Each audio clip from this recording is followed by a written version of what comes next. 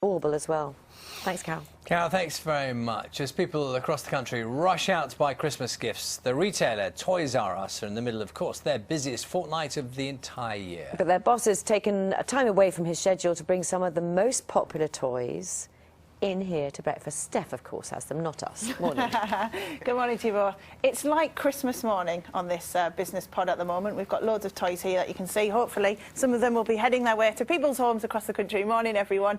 Let me tell you why. Well, Toys R Us have more than doubled its number of workers in order to cope with Christmas demand. The American firm has its stores here since the 1980s, but this fortnight is by far their busiest trading period. And I'm joined by the boss, Roger McLaughlan.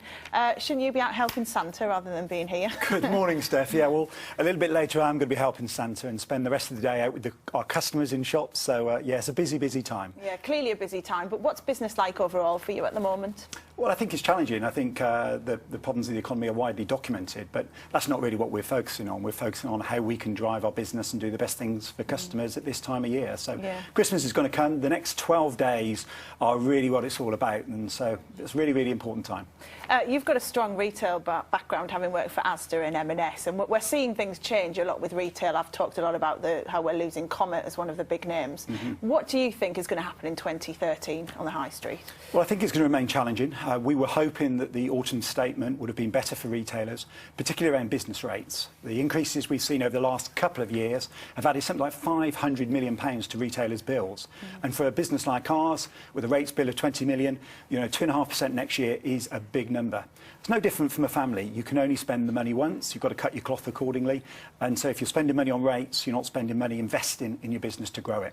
And you mentioned online. How do you compete with online? I know you have an online service, but there's you really see kind of toy prices fluctuate, don't you? Well, we love online. Online's really important to us in the UK. It's more than 10% of our business.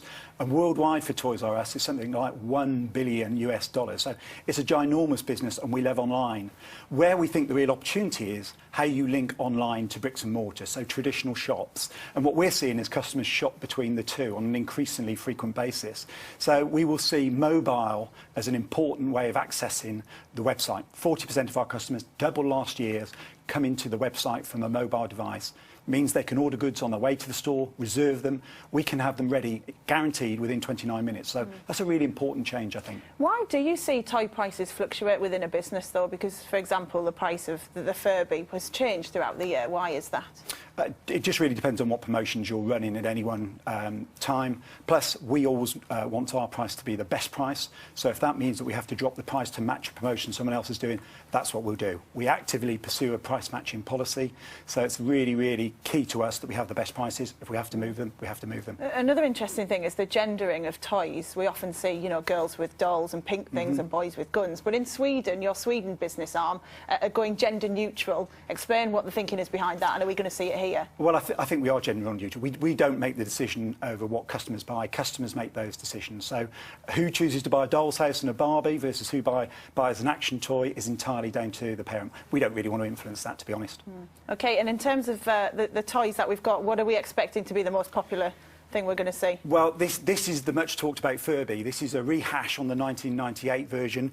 Now, this one, we've taken the batteries out. If we hadn't, Steph, it would be all over the table and singing songs. We would have liked a bit of that. Well, you might, until it really distracted us. But you take it out the box, all it does is speak Furbish. So your child then has to teach it to speak English. My daughter Chloe has been busy all weekend having to go trying to teach this little chap to speak English. The nicer you are to Furby, the nicer he'll be to you. Pull his tail, he's a really nasty monster. I think it's this one that I think we'll find most useful. Anyway, thank you very much for coming in this morning. I might use this on Charlie a bit later on.